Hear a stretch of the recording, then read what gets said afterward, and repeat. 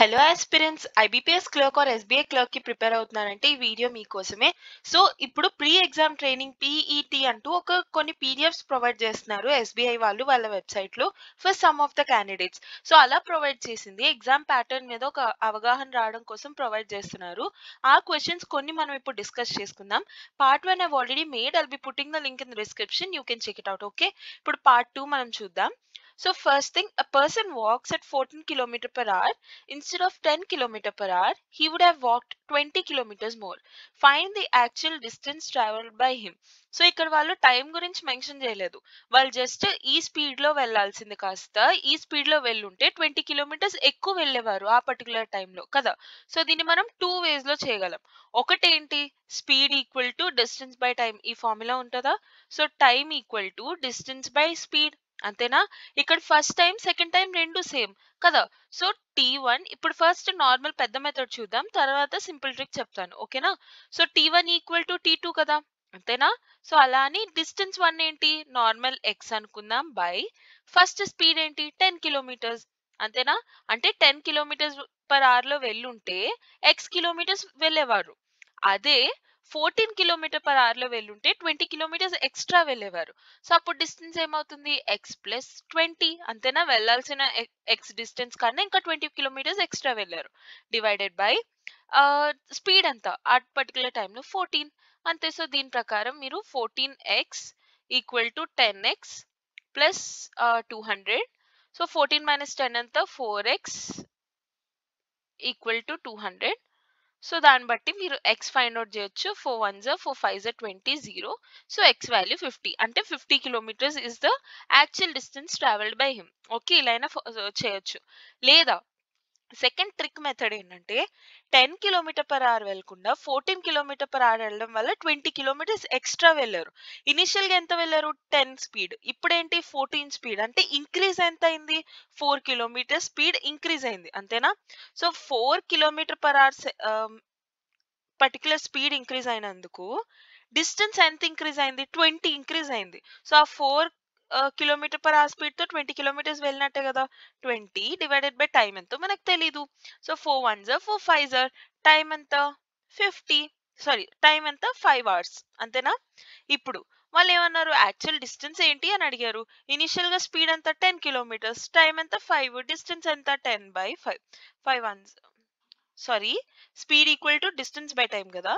So speed equal to distance by time. So 50 అవుతుంది, 10 into 5, ఈ time ఇటువైపు వస్తుంది కాబట్టి 10 ఇంటూ 5 50 అవుతుంది. So distance will be 50 kilometres. Okay, so 50 will be the answer. Clear, got an idea? ఇలాంటి వాటిలో మీరు బాగా చూసుకోవాల్సింది అన్ని కిలోమీటర్స్ పర్ అవర్ లో లేదా అన్ని మీటర్ పర్ సెకండ్ లో ఉన్నాయో లేదో చూసుకోవడం, ఓకేనా? సో టైమ్ అండ్ స్పీడ్ మీద మేడ్ అ వీడియో డిస్క్రిప్షన్ లో ప్రొవైడ్ చేస్తాను. ఇది వర్క్ అండ్ టైం కి సంబంధించింది. ఇది మనం డిఫరెంట్ మెథడ్స్ లో చేయొచ్చు. ఓకే, లైక్ 1/20 1/30 అలా తీసుకుని ఎల్సిఎం అవన్నీ చేయొచ్చు. But now I'll be telling you one method. అంటే ఆ method I already discussed in a particular video. అది నేను డిస్క్రిప్షన్ లో ప్రొవైడ్ చేస్తాను. కన్ఫర్మ్ గా మీరు అదే మెథడ్ నేర్చుకోండి. Trust me, it really helps you a lot. Okay, for those who already know ఆ మెథడ్ ఒక్కసారి ఇప్పుడు నేర్చుకుందాం. లేదు అనుకుంటే ఈ క్వశ్చన్ అయిపోయిన తర్వాత ఈ వీడియో అయిపోయాక you can check that video, మీకు మంచిగా ఐడియా వస్తుంది. Okay, for right now ABC మనం ఇక్కడ పర్సన్స్ రాస్తాం. వాళ్ళు ఎన్ని డేస్ లో మొత్తం వర్క్ ని ఫినిష్ చేయగలరో we write it here. Okay, 20 30 and 60 days respectively. Okay, దీన్ని మనం ఎఫిషియన్సీ మెథడ్ అని అంటాం. సో ఇక్కడ మనం ఈచ్ డేస్ రాస్తాం, అంటే ఎన్ని డేస్ లో చేయగలరు అని. కింద we write total work and here we write the efficiency, అంటే వాళ్ళు 20 days లో మొత్తం పని చేయగలరు. మొత్తం పని మనం ఇక్కడ రాస్తాం. డేకి ఎన్ని యూనిట్స్ ఆఫ్ వర్క్ చేస్తున్నారు దాన్ని ఎఫిషియన్సీ అంటాం, అది మనం ఇక్కడ రాస్తాం. ఓకే, ఇక్కడ వరకు ఓకే. ఇప్పుడు టోటల్ వర్క్ మనం ఎలా ఫైండ్ అవుట్ చేస్తాం? టోటల్ వర్క్ అంటూ మనం ఫిక్స్డ్ పారామీటర్స్ తీసుకోము. ఎందుకంటే ఇక్కడ మనం ఏం వాల్యూస్ వేసినా సరే we take some assumed values. Okay, so ఇంత అయి ఉంటే అందులో ఇన్ని పార్ట్స్ వీళ్ళు, ఇన్ని పార్ట్స్ వీళ్ళు, ఇన్ని పార్ట్స్ వీళ్ళు అని we segregate those into parts. According to the parts we divide, దాన్ని బట్టి మనం ఆన్సర్స్ తెచ్చుకోవచ్చు. కన్ఫ్యూజ్ ఏమీ అవ్వకండి, చాలా సింపుల్. ఏముంది, ఫస్ట్ ఈ 3 వాల్యూస్ రాస్తారు. ఈ మూడిటికి ఎల్సిఎం తీయడమే. 60కి 30కి 20కి ఎల్సిఎం ఎంత, 3 టేబుల్లో 6 ఉంది, ఇది కూడా 6 ఉంది. సో డైరెక్ట్ మీరు 60 అనేది తీసేసుకోవచ్చు. ఓకే, టోటల్ వర్క్ 60 యూనిట్స్ అంట. 60 యూనిట్స్ చేయడానికి ఏకి 20 డేస్ పడుతుందంటే 1 డేలో ఎన్ని యూనిట్స్ చేస్తున్నాడే 60 డివైడెడ్ బై 20 అంతేనా సో 3 యూనిట్స్ సింపుల్ సిమిలర్లీ బికి 60 యూనిట్స్ చేయడానికి 30 డేస్ పడుతుంది సో 1 డేకి ఎంత చేస్తున్నట్టు 60 బై 30 2 సింపుల్ సేమ్ అంతే 60 డివైడెడ్ బై 61 సో ఇది వల్ల ఎఫిషియన్సీస్ అన్నమాట ఇక్కడ వరకు ఓకే ఇది మీరు ఫస్ట్ ఒక 3-4 సెకండ్స్ లో ఈ టేబుల్ ఫ్రేమ్ చేసేసుకోవచ్చు వర్కింగ్ టైంలో ఏమి ఇచ్చినా సరే ఓకే వన్స్ ఈ టేబుల్ ఫ్రేమ్ చేసుకున్నారా దాన్ని బట్టి వాళ్ళు క్వశ్చన్లు ఏం అడిగితే అదంతా సాల్వ్ చేశారు ఓకే ఆ వీడియో ఖచ్చితంగా చెక్అవుట్ చేయండి మీకు బాగా హెల్ప్ అవుతుంది ఇప్పుడు వాళ్ళు ఏమన్నారు ఏ పని చేస్తున్నారు but every third day B and C కలిసి వస్తున్నారంట వాళ్ళకి అంటే డే 1 ఎవరు పని చేస్తున్నారు ఏ పని చేస్తున్నారు ఏ డేకి ఎన్ని చేయగలరు 3 యూనిట్స్ చేయగలరు నెక్స్ట్ డే 2 ఎవరు పని చేస్తున్నారు ఓన్లీ ఏ సో ఎన్ని యూనిట్స్ అవుతుంది 3 యూనిట్స్ అవుతుంది డే 3 ఎవరు పని చేస్తున్నారు ఏ బిసి ముగ్గురు కలిసి పని చేస్తున్నారు కదా ఏ ఏమో 3 చేస్తున్నాడు బి ఏమో 2 చేస్తున్నాడు సి ఏమో 1 చేస్తున్నాడు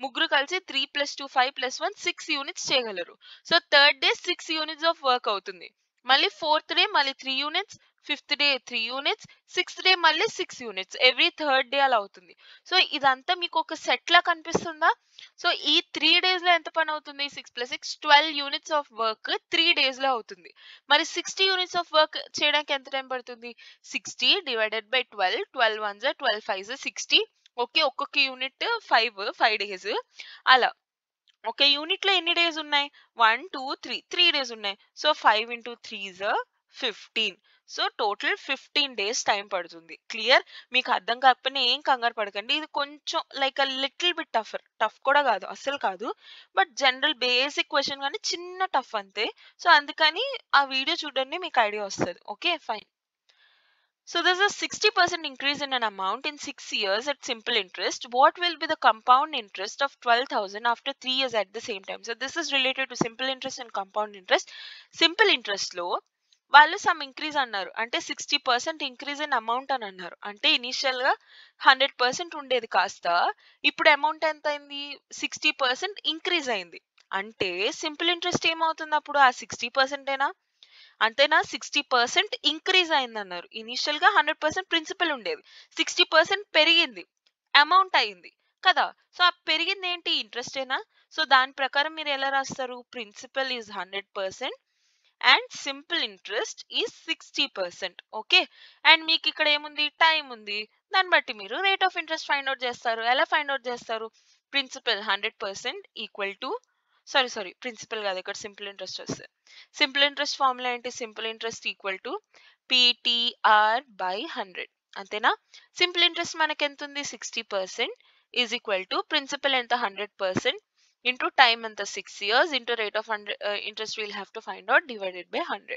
okay 6 ones 6 క్యాన్సిల్ అయిపోతుంది 100 పోతుంది ఆర్ ఈక్వల్ టు 10% ఇది మీరు యాక్చువల్లీ డైరెక్ట్ గా రాసేయచ్చు బట్ జస్ట్ మీకు కొంచెం అలవాటు అవ్వడం కోసం ఇలా చెప్తున్నా మొత్తం లేదంటే 6 ఇయర్స్ అన్నారు కాబట్టి 60% అన్నారు కాబట్టి 10 అలానే క్యాన్సిల్ అయిపోద్ది 10 ఒకటే మిగులుతుంది సో 10 అని మీరు రాసేయచ్చు బికాస్ ప్రిన్సిపల్ ఇస్ 100% అని మనకు తెలుసు అండ్ కింద కూడా మనకు 100 ఉంటుంది కాబట్టి ఓకే సో అలా మీరు డైరెక్ట్ వేయచ్చు ప్రాక్టీస్ చేసే కొద్దీ వస్తారు don't worry okay compound interest of this one after 3 years అని వాళ్ళు అంటున్నారు సో కాంపౌండ్ ఇంట్రెస్ట్ లో మనకి ఫార్ములా ఏంటి amount equal to P into 1 plus R by 100 whole power T అంటే టైం ఎన్ని ఇయర్స్ అని ఓకే సో ప్రిన్సిపల్ ఎంత 12,000 ఇంటూ రేట్ ఆఫ్ ఇంట్రెస్ట్ ఎంత 10 కదా సో 100 ప్లస్ 1 ఎంత సారీ 10 బై 100 కదా 100 ఇంటూ 1 ఎంత 100 100 ప్లస్ 10 ఎంత 110 కదా సో 110 డివైడెడ్ బై 100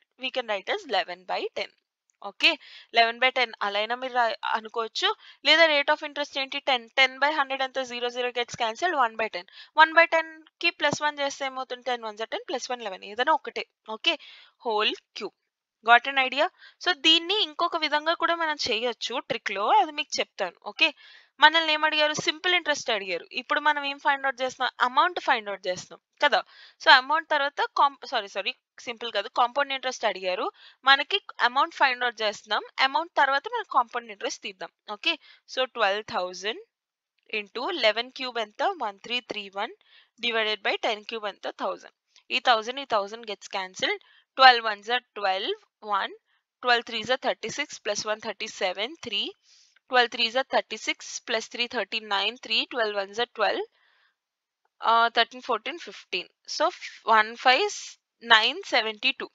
15972 అనేది మన దగ్గర ఉంది సారీ మన దగ్గర ఉంది అమౌంట్ కదా అందులోంచి will have to remove the component we have to remove the principal to find the interest అంతే సో 15972 మైనస్ ఇనిషియల్ గా ప్రిన్సిపల్ ఎంత 12000 సో ఓన్లీ ఇంట్రెస్ట్ ఎంత వచ్చింది మనకి ఎలా తెలుస్తుంది 279 15 minus 12 is 3 సో 3972 ఆప్షన్ ఉందా this will be the answer clear got an idea so దీనికంటూ ఇంకొక ట్రిక్ ఉంటది ఏమనంటే సి మీరు ఇక్కడ అమౌంట్ ఫైండ్ అవుట్ చేస్తున్నారు కదా ఇంటూ 11/100 11/10 హోల్ క్యూబ్ అదంతా చేసి మళ్ళీ తర్వాత ప్రిన్సిపల్ లో సబ్ట్రాక్ట్ చేయడం అదంతా కొంచెం పెద్దగా ఉంటుంది కదా దానికన్నా మీరు డైరెక్ట్ గా చేయొచ్చు ఏమనంటే 11 క్యూబ్ ఏంటి 1331 మైనస్ 10 క్యూబ్ ఎంత కింద డినామినేటర్ 10 క్యూబ్ ఎంత 1000 డివైడెడ్ బై 10 క్యూబ్ 10 క్యూబ్ అలానే ఉంటుంది ఎందుకు సి మీరు అమౌంట్ అడిగారు అనుకో 11 cube by 10 cube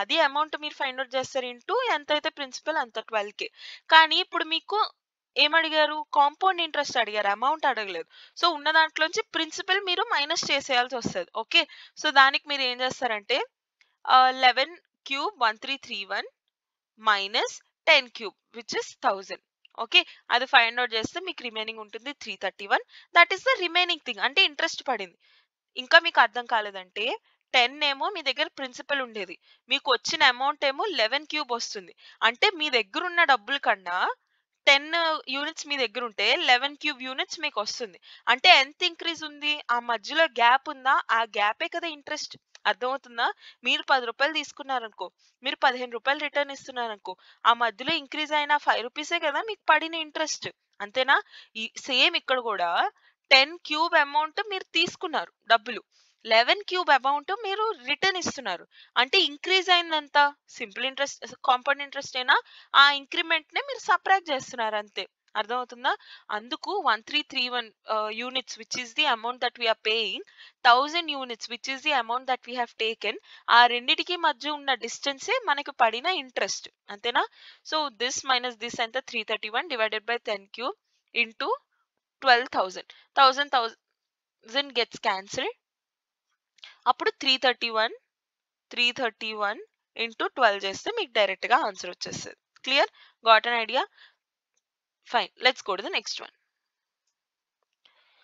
A father said to his son, I was as old as you are at the present at the time of your birth అంటే ఇలాంటి problems మనకి ఎక్కువగా కనిపిస్తుంటాయి అంటే దాని అర్థం ఇప్పుడు ఫాదర్ సన్ ఉన్నారు కదా ఇప్పుడు నీ ఏజ్ ఎంతో నువ్వు పుట్టినప్పుడు నా ఏజ్ అంత అని అర్థమవుతుందా సో ఇప్పుడు సన్ పుట్టినప్పుడు సన్ ఏజ్ ఎంత అవుతుంది 0 ఫాదర్ ఏజ్ సమ్ ఎక్స్ అనుకుందాం ఓకే ఇప్పుడు సన్ కి సమ్ 20 ఇయర్స్ వచ్చాయి అనుకో ఫాదర్ కూడా 20 ఇయర్స్ పెరిగినట్టే కదా అంతేనా అంటే ఇప్పుడు సన్ ఏజ్ ఎంతో తిను పుట్టినప్పుడు ఫాదర్ ఏజ్ అంతంట అర్థమవుతుందా సో తిన ఏజ్ ఎంత అవుతుంది ఇప్పుడు ఇతనికి ఫర్ ఎగ్జాంపుల్ సమ్ 38 ఇయర్స్ అనుకో ఓకే 38 ఇయర్స్ అంటే 20 ఇయర్స్ బ్యాక్ ఇతని ఏజ్ ఎంత అవుతుంది 18 ఇయర్స్ అంతేనా సో ఇలాగా ఈ 18 ఈజ్ ఈక్వల్ టు ఇతని ఏజ్ అవుతుంది అర్థమవుతుందా సో దీన్ని బట్టి మీకు ఏమర్థమైంది పుట్టినప్పుడు అంటే జస్ట్ ఎగ్జాంపుల్ తీసుకున్నాను ఆ సన్ పుట్టినప్పుడు ఫాదర్ ఏజ్ సమ్ ఎక్స్ ఉందనుకో అక్కడ నుంచి కొన్ని ఇయర్స్ క్రాస్ అయ్యాయి ఎన్ని ఇయర్స్ క్రాస్ అయ్యాయి సన్ కి ఎక్స్ ఇయర్స్ వచ్చినప్పుడు అర్థమవుతుందా తిను పుట్టినప్పుడు సన్ పుట్టినప్పుడు ఫాదర్ ఏజ్ ఎక్స్ ఉండేది ఇప్పుడు మళ్ళీ ఎక్స్ ఇయర్స్ ఎక్స్ట్రా అయ్యాయి సో దట్ సన్ ఏజ్ ఇప్పుడు ఎక్స్ ఉంది ఫాదర్ కి ఒకప్పుడు ఎక్స్ ఉండేది అది సన్ కి ఇప్పుడు ఎక్స్ ఉంది సో ఫాదర్ ఏజ్ ఏమవుతుంది తనకి ఇనిషియల్ గా ఎక్స్ ఇయర్స్ ప్లస్ ఇంకొక ఎక్స్ క్రాస్ అయ్యారు so X plus X father present year 2x అవుతుంది క్లియర్ గాట్ అన్ ఐడియా మీకు ఎక్కడైనా ఏమైనా అర్థం కాలేదు అంటే please do let me know in the comments నేను ఖచ్చితంగా మీకు మళ్ళీ ఎక్స్ప్లెయిన్ చేస్తాను ఓకేనా so son present age X అన్నప్పుడు ఫాదర్ సన్ పుట్టినప్పుడు కూడా ఫాదర్ ఏజ్ ఎంత ఎక్స్ ఇయర్స్ అంతేనా రెండు ఈక్వల్ గా ఉంటాయి సో సన్ కి 0 నుంచి ఎక్స్ కి వెళ్ళాడంటే ఫాదర్ కూడా ఎక్స్ నుంచి ఎక్స్ ఇయర్స్ యాడ్ అవ్వాలి కదా తినకి ఎక్స్ యాడ్ అయింది తినకి ఎక్స్ యాడ్ అవుతుంది ఎక్స్ ఎక్స్ 2x అవుతుంది so 2x equal to 38 X value ఎంత అవుతుంది 19 so Sons age 5 years back so present sun age 19 కాబట్టి 5 ఇయర్స్ బ్యాక్ ఏమవుతుంది 14 so 14 will be the answer clear got an idea ఇలాంటి questions exam లో ఎక్కువగా కనిపిస్తూ ఉంటాయి సో ఖచ్చితంగా ఒకసారి చూసుకోండి fine Yeah. So the price of 2 chairs is equal to 4 tables. So 10 chairs equal to 4 tables. దీన్ని మీరు ఎలా రాస్తారు? 2 2s are 2 5s are. So 5c is equal to 2t. Okay. The price of 15 chairs and 2 tables together is 4,000. So 15 chairs plus 2 tables is equal to 4,000. Okay. మీరు బాగా observe చేస్తే total price of 12 chairs and 3 tables blah blah blah something అడిగారు. మీరు బాగా observe చేస్తే 2t value మనకి ఎంత ఇచ్చారు? 5c అని ఇచ్చారు. ఇక్కడ 2t ఉంది. 2t ప్లేస్ లో మీరు 5c సబ్స్టిట్యూట్ చేయొచ్చా? 15c ప్లస్ 5c ఎంత? 20c is equal to 4k. Okay. So 20 ones are 2 ones are 2 2s are 4. Okay. So 1000 ఉంటది ఇక్కడ. ఇదిలో 0 పోతుంది. చైర్ వాల్యూ ఎంత? 200. ఓకే. సో 5 into 200 ఎంత? 1000. 1000 equal to 2t. Tea value ఎంత అవుతుంది అప్పుడు? 500. అంతేనా? చైర్ వాల్యూ టీ వాల్యూ వచ్చేసింది. సో దాని ప్రకారం మీరు ఏమన్నారు? 12 చైర్స్ అంటే 12 2s are 24 plus 3 tables 3 5s are 50. అంతే. 24 ప్లస్ 15 ఎంత? 33. Did we do anything wrong? 200, 12 2s are 24, 2400 plus 3 tables, 3 5s are 1500. Okay. 5 plus 4 9, 2 plus 1 3. So 39,000 will be the answer. Clear? Got an idea? Fine. Let's go to the next one. Seats for M, P and C in the schools are in the ratio 5, 7, 8. There's a proposal to increase these seats by 40%, 50% and 75% respectively. What will be the ratio of their increased seats? Okay. Initial ga valla ratio anta maths, physics, bio. Ratio అంతా 5:7:8. ఇప్పుడు ఇది 40% increase అయిందంట. 40% అంటే ఏంటి? 40/100. 22s 25s అంతేనా? So 2/5 increase అయిందంట. So 2/5 increase అయిందంట. 5 ఉండేది 2/5 ఇంక్రీజ్ అయింది అంటే ఏంటవుతుంది? 5 + 2 7/5 అవుతుంది. For those who are new viewers, ఎవరికైతే అర్థం కావట్లేదు, లైక్ ఫర్ ఎగ్జాంపుల్ మీ దగ్గర 1 ఉందనుకో, 1 యూనిట్స్ ఉన్నాయి, దానికి మళ్ళీ 1/4 ఇంక్రీజ్ చేస్తున్నారు. అప్పుడు దాని అర్థం ఏంటి? 1 into 5/4 మీరు చేయాలి. ఎందుకంటే 1/4 ఇంక్రీజ్ చేస్తున్నారు అంటే ఉండాల్సిన 1 whole థింగ్ ప్లస్ ఇంకొక 1/4 ఎక్స్ట్రా. 4 1s are 4 ప్లస్ 1 ఎంత? 5/4. అంతేనా? సో ఈ లాంగ్ ప్రాసెస్ లో వెళ్ళే కంటే మనకి ఎప్పుడైనా సరే సంథింగ్ ఇంక్రీజ్ అవుతుంది అన్నప్పుడు ఎంతైతే ఇంక్రీజ్ అవుతుందో దాన్ని మనం యాడ్ చేసేస్తాం. ఓకే. సో 2/5 ఇంక్రీజ్ అవుతుందంటే ఇనిషియల్ గా 5/5 ఉండేది, నార్మల్ గా 1 యూనిట్ ఉండేది, అందులో 2 యూనిట్స్ ఇంకా పెరుగుతుంది. అంటే 5 ఉండాల్సింది 5 ఉంది. ఇప్పుడు ఆ 5 లో 2 పార్ట్స్ ఇంకా ఎక్స్ట్రా మళ్ళీ వస్తుంది. సో 5 లో మళ్ళీ ఇంకో 2 పార్ట్స్ ఎక్స్ట్రా వస్తుంది. సో 7/5 ఉంది. ఇప్పుడు 5/5 ఉండాల్సింది కాస్త 2 ఎక్స్ట్రా రావడం వల్ల 7/5 ఉంది. సేమ్ అలానే ఇప్పుడు వాళ్ళు ఏమన్నారు? దే గాట్ టు 40% అని అనలేదు, ఇంక్రీజ్డ్ బై 40% అని అన్నారు. ఓకే. సో అందుకని మనం 5/5 plus 40% 2/5 which we write as 7/5 అలా అయినా రాసుకోవచ్చు. లేదా ఇనిషియల్ గా ఎంత ఉండింది? 5 యూనిట్స్ ఉండింది. 5 యూనిట్స్ ప్లస్ 40% అంటే ఏంటి? 2/5 of 40% of this one.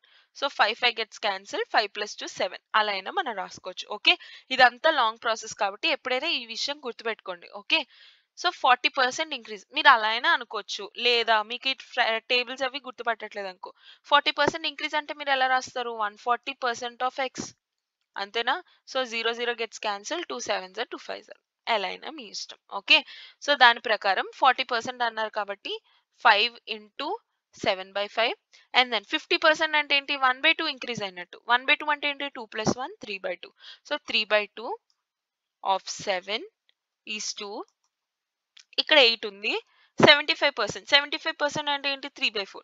So 4 కి మళ్ళీ 3 ఎక్స్ట్రా అవుతుంది. సో 4 + 3 ఎంత? 7. 7/4 అవుతుంది. ఓకే.